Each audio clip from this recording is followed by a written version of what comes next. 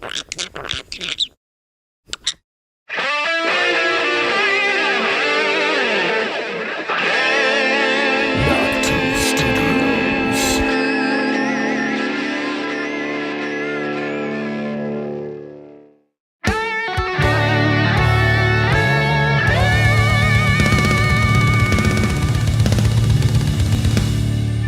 now, Knock 2 Studios presents Common Censored.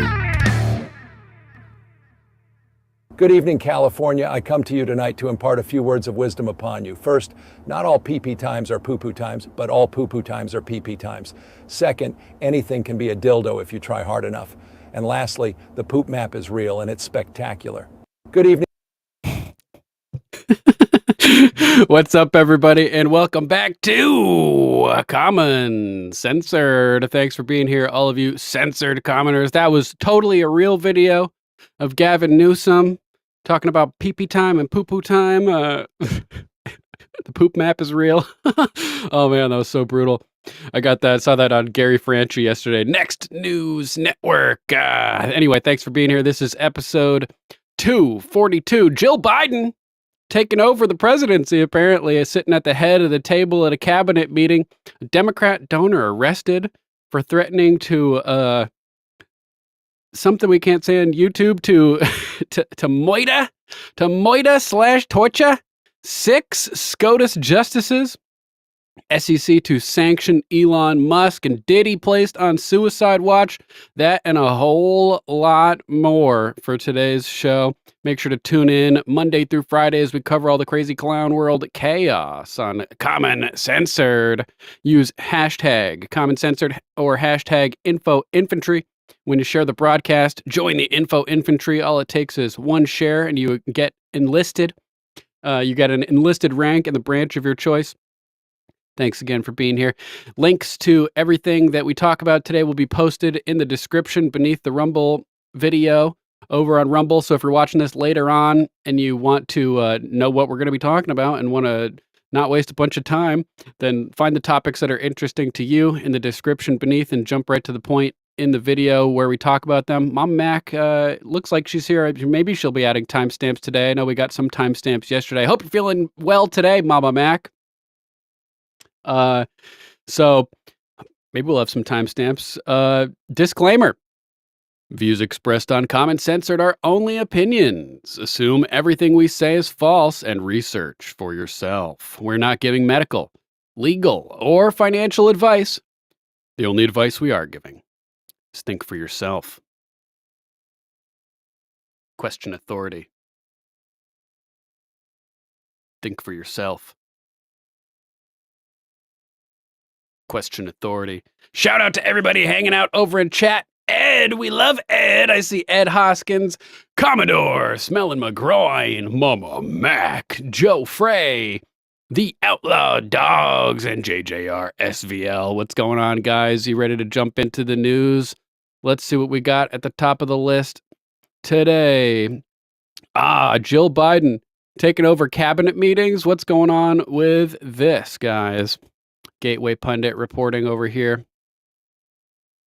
that, whoops, what the hell? Jill Biden takes over Joe Biden's cabinet meeting, sits at the head of the table. What is going on with this? Christina Layla wrote this one. There she is, looking like some kind of freakish weasel creature over there. Joe Biden on Friday held his first cabinet meeting in nearly a year. He's so hardworking, such a role model. Dr. Jill took control of the cabinet meeting, and the corrupt fake news media is acting like this is totally normal. Kamala did not attend Friday's White House cabinet meeting, so Jill took her place. MSNBC boasted that Jill used the spotlight on her to speak about women's health issues. Imagine that. You don't hold a cabinet meeting as president for like a year, and then you don't even attend it. You have your Dr. Alice Cooper wife go instead. Let's hop over to X and zoom a little bit and check out this news talking about it. Notably, Jill Biden, Dr. Biden, the First Lady, in attendance today as well, yeah?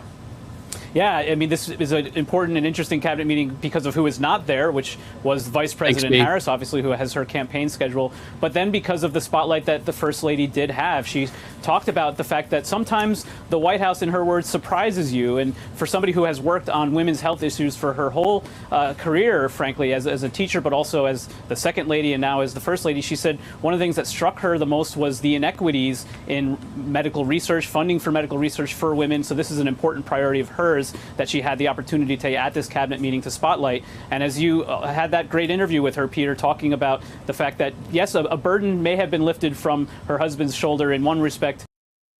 We are unburdened by what has been, don't forget. With the end of his campaign, but there's still a lot of work that they both intend to do during their last few months in office here.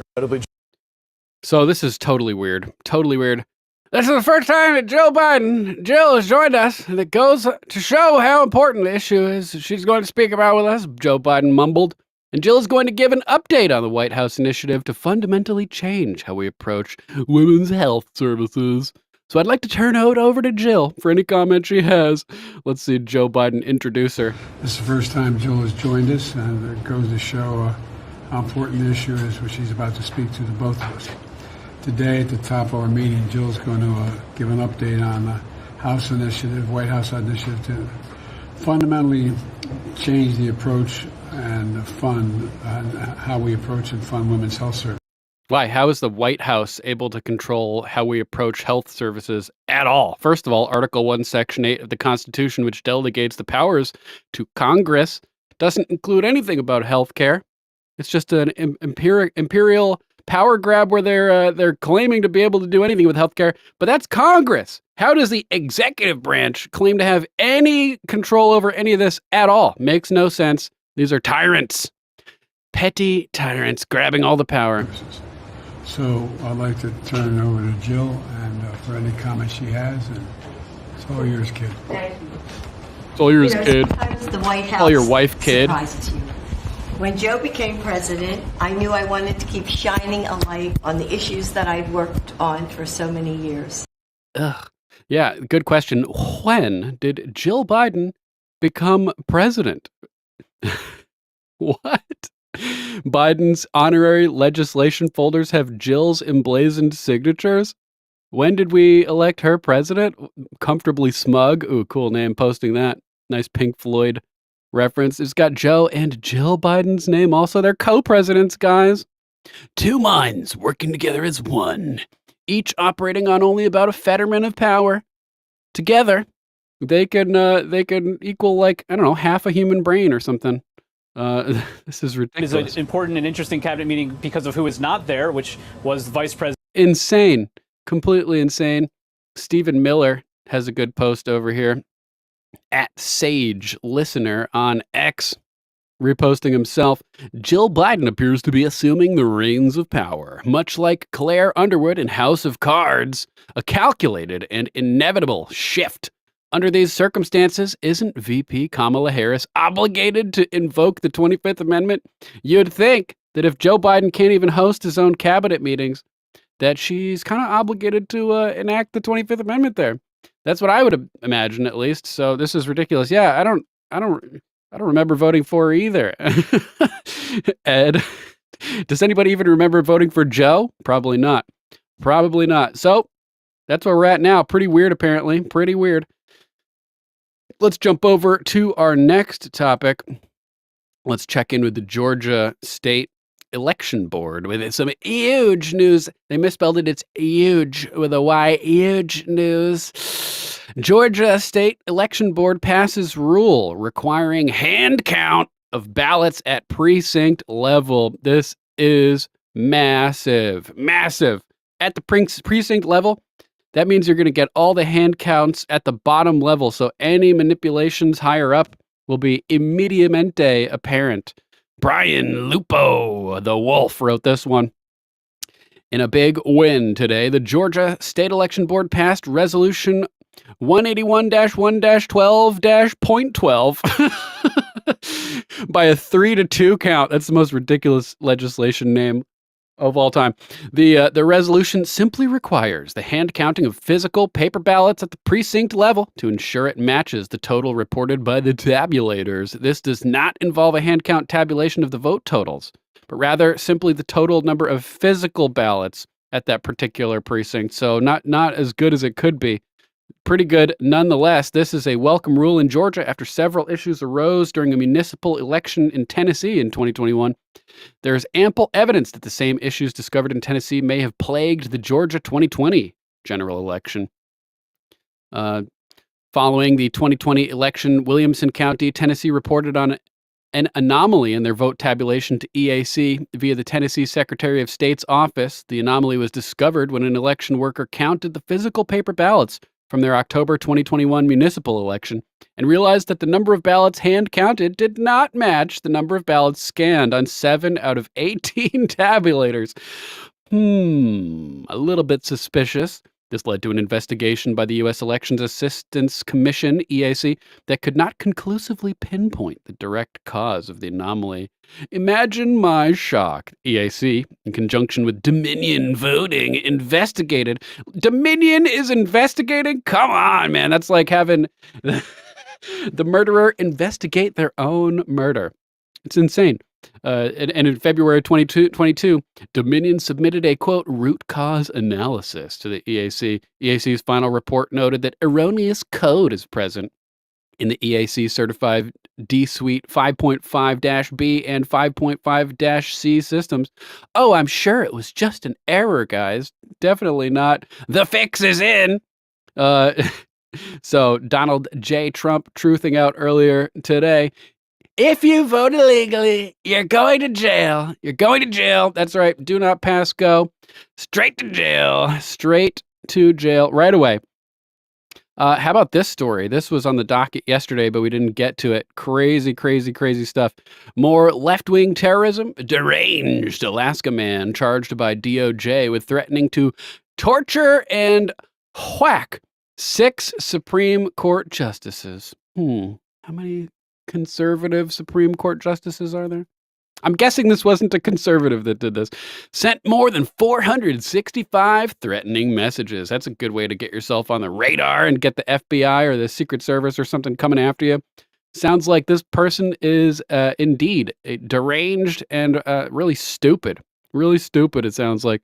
Not satisfied with trying to take out President Trump, it appears elements of the radical left also have their sights on whacking Supreme Court justices. The Justice Department revealed on Wednesday that 76-year-old Panos Anastasiou was arrested Wednesday for threatening to assassinate 6 members of the Supreme Court and harm 2 family members. Moreover, Anastasiou also allegedly threatened to kidnap and torture the justices while encouraging other people to join him in committing acts of violence. According to the indictment, Anastasiou sent more than 465 messages between January and July to the Supreme Court via an online portal. As CBS notes, these messages had violent, racist, and homophobic rhetoric. Not surprising. They try to say we're violent and racist and homophobic. But, it's all projection. As usual, it's all the left that's really the racists. The outlet noted that in one message, Anastasiou said he would kill one justice by, quote, providing the rope, unquote, to, quote, hang from an oak tree, unquote. Another, on May 10th, stated he would lynch the same justice. Let me see, lynch. I'm guessing he's talking about Clarence Thomas if they're saying that they were racist and he's using the word lynch. Probably talking about Clarence over there. The man. CBS News also revealed that Anastasiou allegedly claimed on May 16th that he would kill another justice by, quote, putting a bullet in his head. Anastasiou then reportedly sent a message the next day. This was May, and this is only coming out now? Are you kidding me? They took them this long to get this guy? Anastasiou then reportedly sent a message the next day claiming he was sending, quote, fellow veterans, unquote, to, quote, spray, unquote, the first 2 justices' houses with bullets with hopes of killing them and 2 unnamed family members. Disgraced Attorney General Merrick Garland released the following statement after apprehending Anastasiou. We allege that the defendant made repeated heinous threats to murder and torture Supreme Court justices and their families, to retaliate against them for decisions he disagreed with. Never end a sentence in a preposition. You bastard! You represent the federal government, and you're sitting over here ending sentences with prepositions?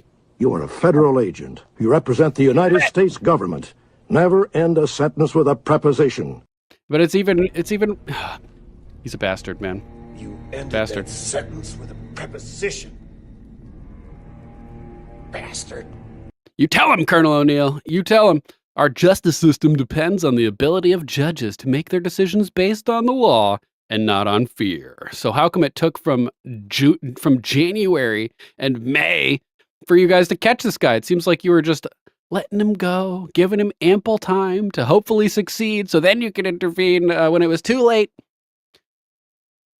Sketchy stuff. While the Supreme Court justices targeted are not named in the indictment, one can read between the lines and infer that it's very likely these are the 6 right-leaning justices on the court. These include Roberts, Alito, Thomas, Gorsuch, Kavanaugh, and Barrett, some of whom are ASO. Assuming that conservatives, assuming this is the case, this would be far from the first time conservatives on the court have been targeted. Like with the whole Kavanaugh thing a couple years ago, where the dude was arrested with zip ties and a gun and all kinds of crazy stuff while the protesters were illegally protesting outside the Supreme Court justices' houses. So we have some more information on this as well. MAGA sheriff saying, I'm sure you are as shocked as I am that a Democrat was behind this. With this post brought to you by the Party of Joy and Tolerance.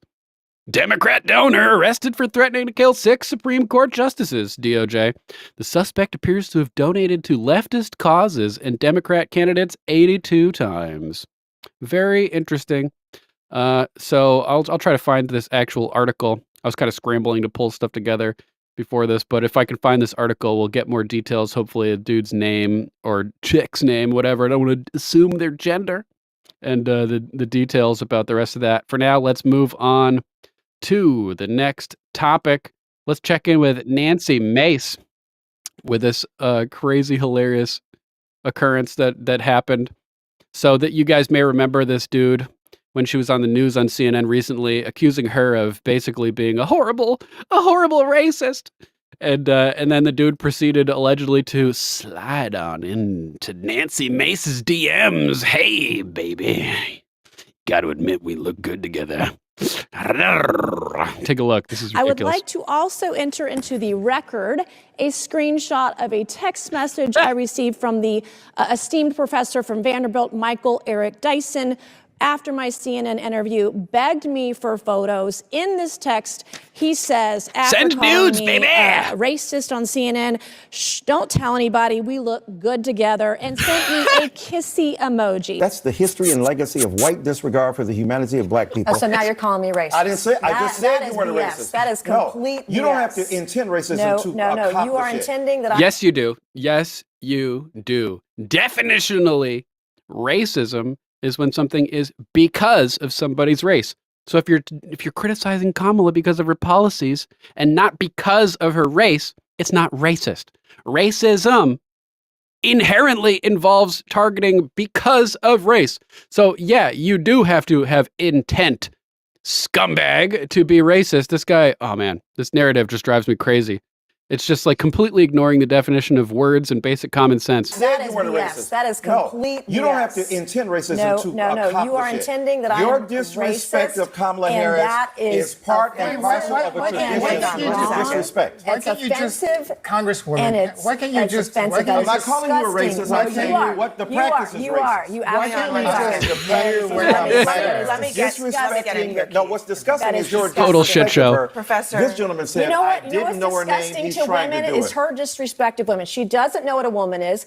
And if 25 years ago, white women don't have the ability to tell black women who paid the price of blood to make this country what it is to tell them they're not real women. What? What are you talking about? What? What?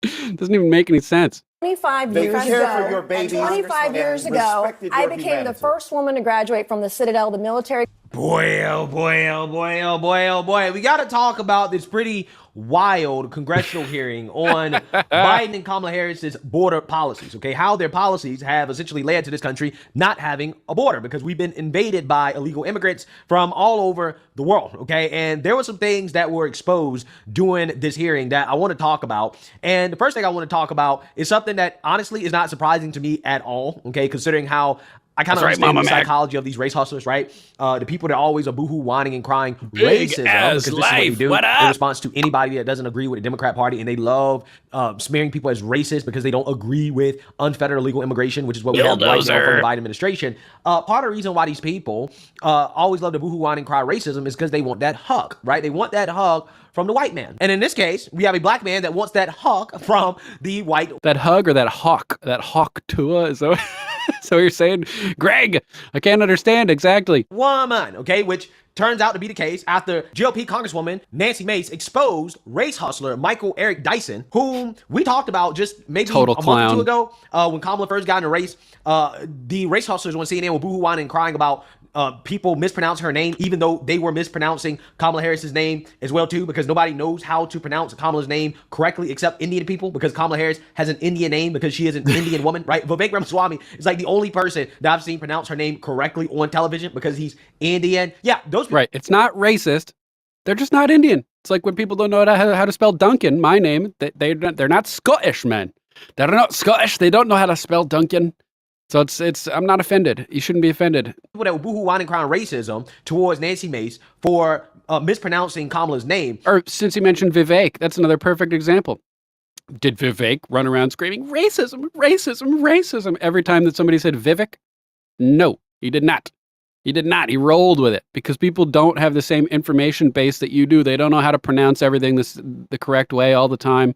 You just gotta, be polite. And don't accuse everybody of racism when there's no actual evidence of racism.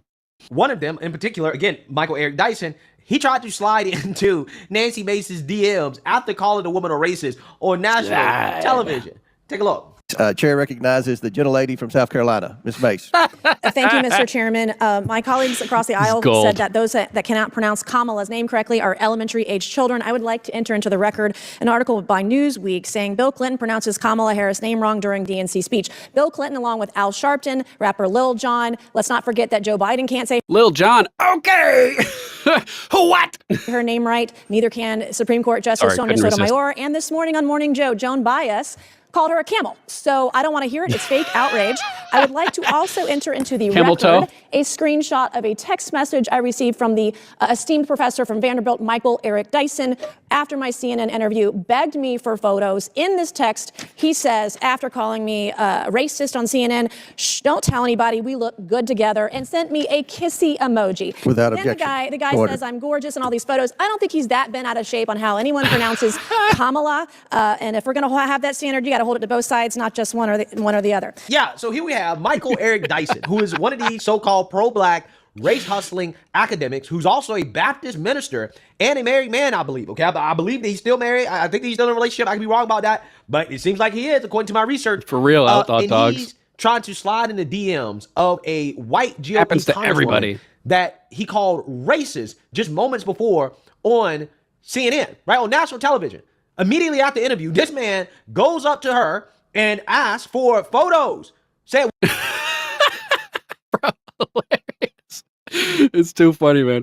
Gateway Pundit also talked about it. Savage. Nancy Mace exposes the flirty text messages sent a leftist professor sent her after he melted down or called her racist for mispronouncing Kamala's name on CNN. Too freaking funny. Dyson, that guy's a Deutsch bag. Let's see what we got next. Oh, and then he doubled down on it. Creepy leftist professor mocks Nancy Mace's white tears after she exposed his sexual advances. He didn't actually say white tears. He let's see. Let's jump back down into the actual quote here. I had no intent with her to do anything but be nice. Sure, we saw your intent, bro. It's understandable. And her white woman's tears and mendacity. Why do you have to say white woman's tears? White women's tears. Come on, that's racist, bro. You are complaining about her tears, her whining because she's white. That's intent. You're doing it because she's white. That fits the definition of racism, as opposed to your accusations of racism, which don't actually fit the intent, fit the definition at all. There was no intent. You're actually categorizing her by her race and complaining about her tears because she's white. That's racism. You're a racist scumbag. And that's not even allegedly. I'm just stating that as fact. This Dyson guy, you're a racist, bro. You're a racist. Let's jump over to our next one. Bombshell transcript. Reveal Trump, in fact, ordered National Guard for January 6th, confirming what we all already knew. General Milley confirms Trump urges top Pentagon officials to deploy Guard or soldiers, active duty soldiers. Jim Hoft wrote this one. A groundbreaking report from Steve Baker has unveiled crucial transcripts proving that President Donald J. Trump did indeed request National Guard deployment to ensure a peaceful protest on January 6, 2021. These newly surfaced transcripts, which were previously concealed, devious, reveal the truth that many in the mainstream media have ignored. According to the documents, General Mark Milley, chairman of the Joint Chiefs of Staff and ASHO, confirmed that President Trump expressed concern about the potential for unrest and proactively ordered the necessary precautions. But they couldn't have that because they needed their little false flag. They needed their little COINTELPRO counterintelligence provocateur, operation to go. So they couldn't have massive amounts of security. On January 3rd, 2021, just 3 days before the protest, General Milley recalled the president saying, "Hey, look at this. There's going to be a large amount of protesters over here on the 6th. Make sure that you have sufficient National Guard or soldiers to make sure it's a safe event." Trump reportedly added, quote, "I don't care if you use Guard or soldiers, active duty soldiers, do whatever you have to do. Just make sure it's safe." And they're claiming here that he wanted an insurrection.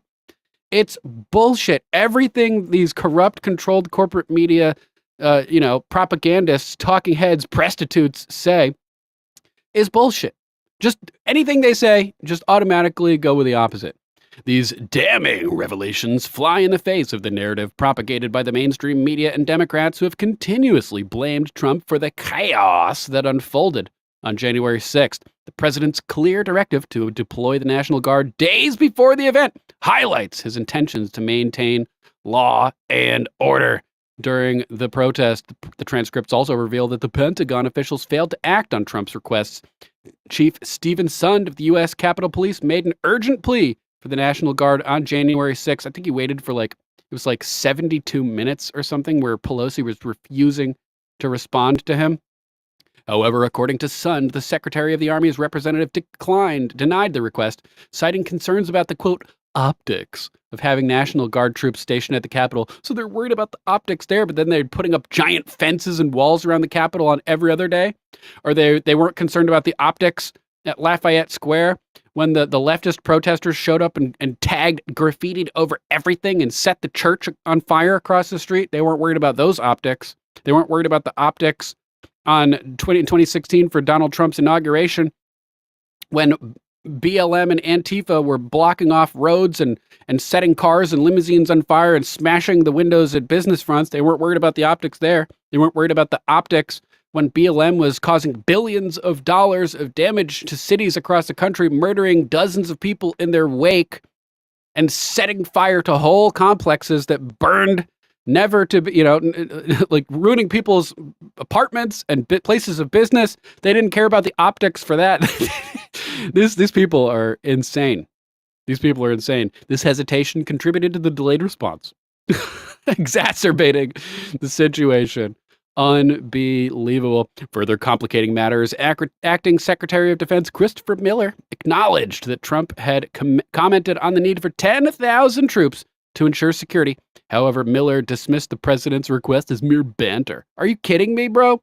He sent Kash Patel with a request to Nancy Pelosi directly, asking for 12 to 18,000 National Guard people to be there.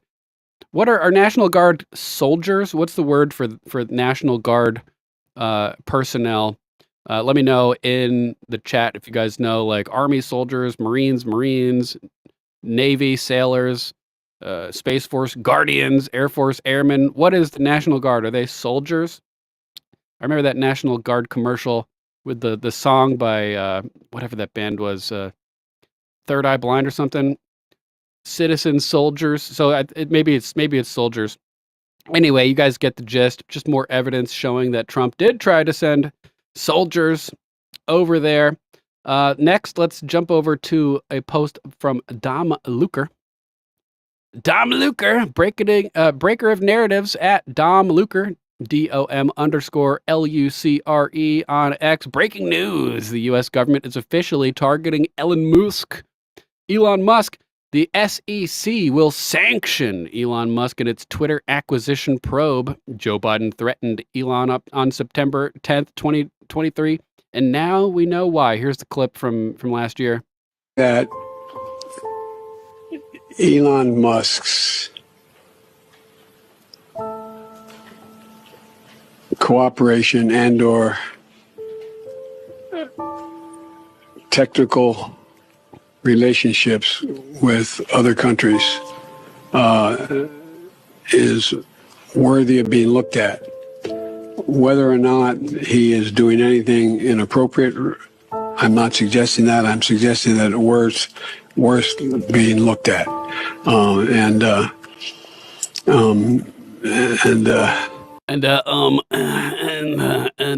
that's all I'll say.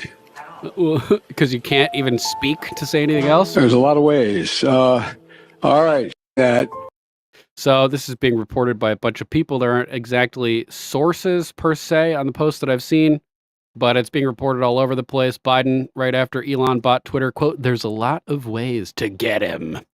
Reminds me of Chuck Schumer. When you mess with the intelligence community, they have 6 ways to Sunday to get back at you. Talking about Donnie, this post from End Wokeness. More posts over here on X. I did a search for Elon Musk sanction, and a lot of people basically reporting the same thing. So we'll have to see what actually happens. 3 hours ago, Chuck Calesto, breaking report, U.S. Securities and Exchange Commission, SEC, to sanction Elon Musk regarding his acquisition of Twitter. Developing. The U.S. Securities and Exchange Commission, SEC, has indicated its intent to seek actions against Elon Musk due to his failure to appear for scheduled testimony in connection with an investigation into his $44 billion acquisition of Twitter, now known as X. This action by the SEC follows Musk's noncompliance with subpoenas related to the probe, focusing on his stock purchases and statements during the takeover process. Interesting. I hadn't really heard about him refusing to comply with subpoenas and stuff, so if that's the case, he's kind of asking for it. You kind of just got to comply when SEC subpoenas you, right? Like if I'm going to sit here and complain about the executive branch not complying when Congress is demanding documents or whatever about J13 or Lauren Mershon's company not complying when it asked for documents about the money being funneled to her from Democrats allegedly interfering with her father's ruling and everything, then we got to complain about this too. Elon, you got to comply, bro. You got to comply when you're being subpoenaed. Braden McGroin, good to see you. Thanks for being here. Next, let's jump over to this clip from Benny Johnson. What's weird about conservatives? Nothing could have prepared me for the second half of this interview. What is something weird about conservatives? There is almost a cultish vibe, I feel. What the hell is even that? The way they operate within themselves, they refuse to listen to outside people, they're refusing to learn, essentially. I think that is a large part of it. Batman is going to have a very, very easy time clearing out woke Gotham City. If this is the new Joker, I think this will not be that hard of a fight. It'd be funny if it weren't so pathetic. No, what the heck, I'll laugh anyway. Nothing could have... Oh, man. Insane. Look at that lunatic over there. See you in a bit, Donna. Hope you have a nice dinner. Enjoy. Our next topic, just in. House passes bill to enhance Secret Service protection for presidential candidates after 2 assassination attempts against Donald J. Trump. Christina Layla. wrote this one. The House of Representatives on Friday unanimously passed a bill that will enhance Secret Service protection for presidential candidates after the 2 assassination attempts on Trump.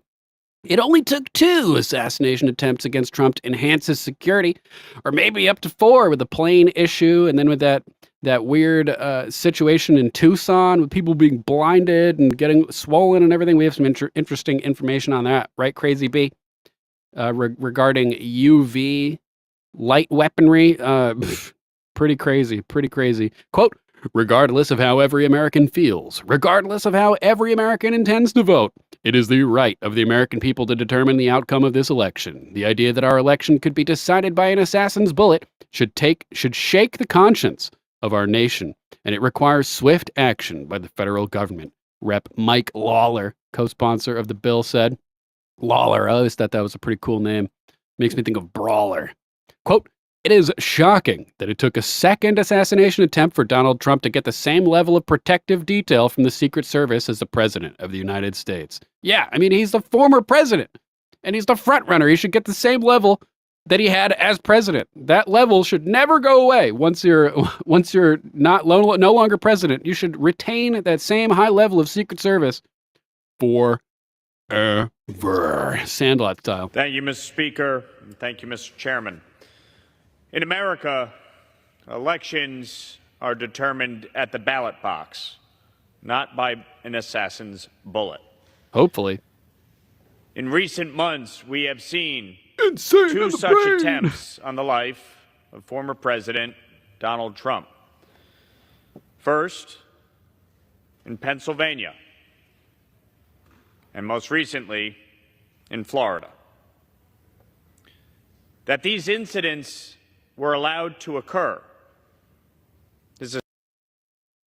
That's key, because I think they were intentionally allowed to occur. Not just allowed to occur by accident, but intentionally. Stain on our country. We have endured through assassinations of political leaders. Yep, that's right. Braden McGroin, the word on the street is there are 5 Trump assassin teams in the U.S. right now. That's right, Matt Gaetz talking about it. 3 foreign teams, 2 American teams. But clearly, any foreign assassination teams should automatically be assumed to be proxies of the CIA, in my opinion. So you guys get the gist with this. We don't need to continue watching this video. If you want to watch the rest of his statement there, link will be in the description on Rumble as soon as we finish up the show later. Let's jump over to those UV weapons talk that that I just mentioned.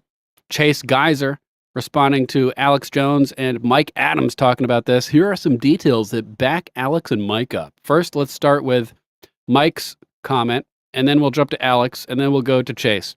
So this is Mike Adams at Health Ranger. UV light directed energy attack alert. From Mike Adams, Lab Science Director, CWC Labs. Immediately forward to all. It is now nearly certain that a recent attack impacting attendees of a Trump rally in Arizona was carried out via the deployment of a handheld UV laser device. And this is where the confusion comes in. It seemed, if it affected a wide group of people, it doesn't seem like it was a laser, right, Crazy B? It seems like it was more like a bulb or like a wide beam. It doesn't seem like it was a laser, but we'll continue. A handheld UV laser device, battery-powered, silent, and invisible to the naked eye. The symptoms of those impacted are fully consistent with such a directed energy attack. Remember, right off the bat, I was saying this seems like directed energy of some kind. Temporary loss of vision, sunburns on exposed skin, which were reported as being chemical burns, skin peeling, extreme eye pain, redness, etc. Yet all victims felt nothing during the moments of exposure. Yeah, and UV is dangerous to your eyes because you buy glasses, they have UV protection built in. Technical details. Please forward to all law enforcement. UV lasers in the wavelengths of 280 nanometers to 315 nanometers are considered, quote, UVB, unquote, and are extremely dangerous to the human eye as the optics of the eye add significant, quote, gain to the incoming photons in orders of magnitude. In other words, increasing the effect or the effect on the eye tissue from the photons by like multiple exponential powers. When the UV lasers are deployed as a weapon in indoor events, the subject's pupils are dilated due to the lower indoor lighting compared to outdoor lighting, during which pupils are constricted, allowing orders of magnitude amplification of incoming light. Even if invisible, high-intensity UV light causes permanent retinal damage / scarring / blindness. The malicious deployment of handheld UV lasers in an indoor environment would be undetectable during the attack, and it could cause permanent blindness via extreme retinal damage. Importantly, UV lasers in this wavelength range are not visible on night vision optics or camera optics, which pick up infrared illumination, such as 980 nanometers. Yeah, it's like you have the visible spectrum of light, and you have infrared at one end with the higher frequency waves, and then ultraviolet at the other end with the low frequency waves, and then you have red, green, blue, Roy-G-Biv in between. Handheld lasers have their own onboard optics. Beam spread is described in milliradians, mils. Tighter beam hits fewer intended targets, but with higher energy density. So a very tight beam is a laser. That's what a laser is. It's an extremely tight, focused beam. If it's wider, it's not a laser. It's not a laser. So let's get that clear. A wider beam spread causes the energy emissions to be spread out and therefore less dense. But all lasers emit coherent light, so the beam maintains its shape over extremely long distances. So I guess maybe it could technically still be a laser, but a wide beam, I don't know. It's confusing. With sufficient power, a handheld UV laser device deployed with malicious intent and sufficient power could cause blindness from 500 yards or even further if exposure is maintained over several tens of seconds. A malicious person deploying a UV laser would have a very difficult time accurately aiming it due to the beam being invisible. Yeah, that's really weird. Therefore, all security personnel and law enforcement officers should look for members of the crowds who are holding up linear-looking devices and attempting to aim down the primary linear axis of such devices. For example, if a person appears to be carrying a large cylindrical flashlight and appears to be trying to aim down the primary axis of the flashlight, they may actually be aiming an invisible UV beam, let's say, at an intended target. Similarly, UV beams / lasers could be attached alongside media-looking camera equipment so that a person who appears to be holding up a camera to film an event could actually be deploying a UV laser with malicious intent. Detection. Night vision optics cannot detect. Very sensitive. High-resolution thermal cameras may pick up on elevated surface skin temperatures as a result of the UV rays striking the faces, chests, eyes, etc., and heating the skin of intended victims, and this temperature would appear in the shape of a very large circle, perhaps 15 inches in diameter, entirely depending on the milliradians of the laser optics and the distance of the assailant. Think of a narrow spotlight, and the further away the assailant, the larger the spotlight becomes in the distance, but the weaker it also gets. To find malicious actors deploying such devices, forward this to relevant federal law enforcement officers. U.S. Secret Service should be checking for suspicious purchases of extremely high-powered laser diodes in the watts range, not just milliwatts, from China, or other sources in the 250 nanometer to 315 nanometer wavelength range, and understanding that 254 nanometers is widely considered germicidal, which means there are many purchases of such UV laser diodes by hospitals and medical applications, especially in the post-COVID world. Remember they were talking about putting a UV light down your throat to kill germs, and they were like, oh, Trump's talking about using light bulbs to cure COVID. Remember that whole thing? Because it's germicidal. I am available to brief law enforcement on Trump's security team for further technical details, Mike Adams says, as I am a published laboratory scientist and I researched UV-based laser ablation applications for ICP-MS elemental analysis of geological samples. Part of a meteor impact project we were looking at. Yeah, he has the technology to use laser ablation to determine the elemental analysis to say this is 14% carbon, 36% magnesium, etc. Team Trump will know how to reach me through various contacts if needed. I currently have no direct contact with Team Trump, which is why I'm issuing this public warning in the interest of Trump's safety and public safety. Note, protective glasses can be readily purchased to block specific wavelengths of light, including UV wavelengths. In fact, most popular sunglasses block most UV. Thus, there are readily available protective mechanisms which may be strongly recommended to be worn by Trump or people attending his rallies. I strongly encourage everyone to take necessary precautions. Actually, wearing sunblock will also, of course, block UV damage on the skin, but the eyes are the most important organ to protect in this context. Thus, wearing shades even at an indoor event now makes good tactical sense. More details later if I get them. So Jones replies, quote tweets saying, this makes a lot of sense.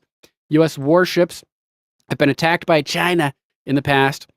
Eye injuries received by sailors from the lasers is identical to the reports by attendees sitting behind Trump at the Tucson rally. So UV, it doesn't have to be a laser. It could be a wider beam, but the effects are consistent. Chase guys are finally responding, saying, here are some details that back Alex and Mike up.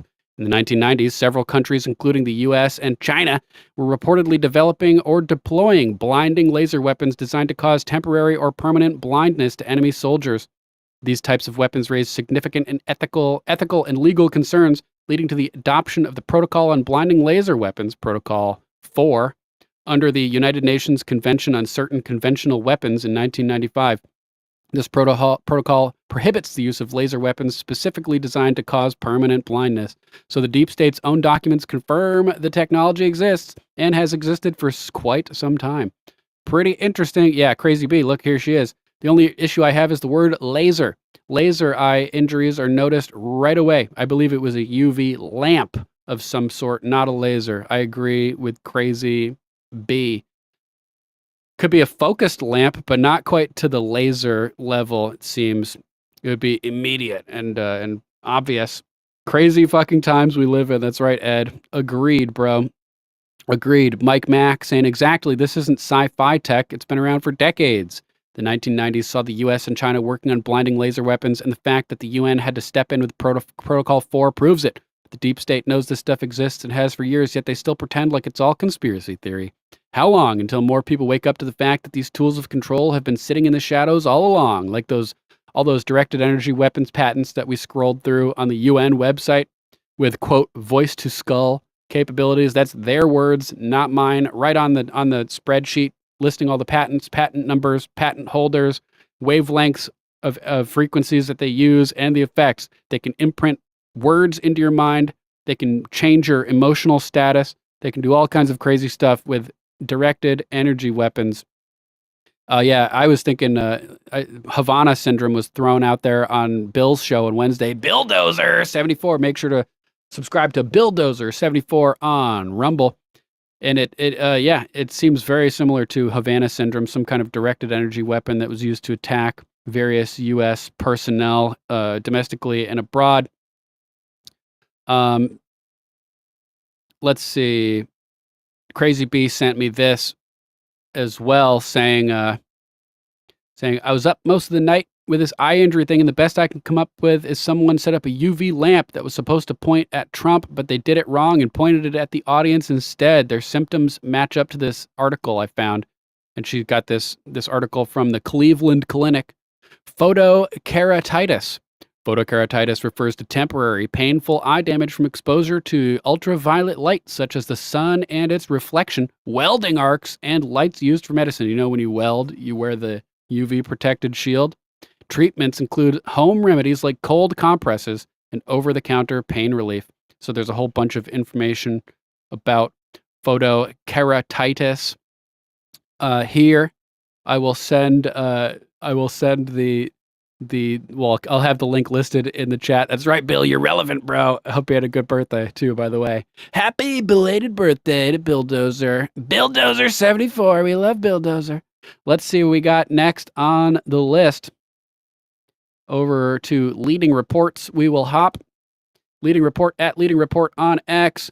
Breaking. Whistleblower seemingly suggests the second assassination attempt on Trump could have been an inside job by the Secret Service, as they were aware of, quote, vulnerabilities in the fence line surrounding the course.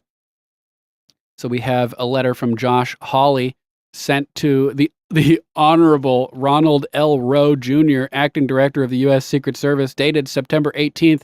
I wore my Jimi Hendrix shirt yesterday. I meant to wear it on the 18th for the anniversary of his death, but I screwed up. Sorry about that, guys. Dear Acting Director Rowe, my office has received new whistleblower information regarding the most recent attempt on the life of former President Donald Trump, raising troubling questions about Secret Service protocols on that day. A whistleblower with direct knowledge of Secret Service protection at former President Trump's golf course in West Palm Beach, an individual who has in fact protected President Trump at that very location, alleges there are, quote, known vulnerabilities in the fence line surrounding the course, places that offer a clear line of sight to the former president and others playing the course. Underlined, as a result, the whistleblower alleges it has been Secret Service protection protocol to, quote, post up, unquote, agents at these vulnerable spots when Trump visits the course. That apparently did not happen on September 15th. Instead, the gunman was permitted to remain along or near the fence line for some 12 hours. So he's saying that when Trump goes to the course, even Trump's limited security detail that he has or had, now that they're voting to boost it, to give him full POTUS status, Secret Service protection, that it's standard for them every time Trump goes to Mar-a-Lago to post up guys on these weak spots along the perimeter. But that didn't happen this time. Super sketchy. It is further unclear from your recent press conference whether agents swept the perimeter of the golf course at any point or whether drones were used to surveil the fence line. The reality is that the would-be assassin should never have been able to linger around the course for that long undetected. That's what I'm saying. 12 hours sitting out there? Clearly an inside job, in my opinion. Please answer immediately the following questions raised by these new whistleblower allegations. 1. Did Secret Service personnel post up at known vulnerabilities in the perimeter fencing? 2. Did Secret Service personnel sweep the perimeter prior to the former president's arrival on site? 3. Did Secret Service use canine units or unmanned aerial systems, UAS, I like UAV better, unmanned aerial vehicle, elements to monitor the perimeter of the golf course? How were they used? 4. If counter-surveillance personnel were present at the golf course on September 15th, as you stated at a recent press conference, in what manner were they deployed? Why did they not detect the gunman sooner? 5. What was the specific counter-surveillance mitigation plan for the known vulnerabilities outside the fence that day? Sincerely, Josh Hawley. Nice one, Josh. Yeah, good find with this whistleblower.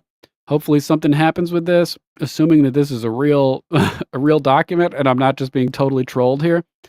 Man, it just doesn't make any sense. Let's jump over to Vigilant Fox for the next one. At Vigilant Fox, how was Ryan Routh, quote, a man with no money for child support, unquote, able to suddenly start living in a pricey house in Hawaii and afford flights to Taiwan, Turkey, Poland, Ukraine? Why was Routh, quote, why has Routh, quote, never served a day in jail when he has 100 different counts to his name? Why was Routh's fiance okay with him flying to Ukraine for months at a time? How was he able to feed himself in Ukraine when he only had, quote, $68 in his bank account? The CIA Foreign Legion? Quote, and everywhere he goes, he gets press from the local papers to the New York Times to Newsweek. Let's check out this Jesse Waters investigation. Jesse, man, this guy is doing good work over on Fox. Wow, we're already at that time, huh, Ed? All right, let's terminate the YouTube feed and go Rumble and exclusive. We're almost at an hour. We're going to continue for additional hours over on Rumble and X. So if you guys are watching on YouTube, come join us where the water is warm and where we can speak freely. We're dragging you over from big tech to alt tech. If you can't make it, sorry to have to ditch you. We'll be back on Monday for more Common Censored. Until then,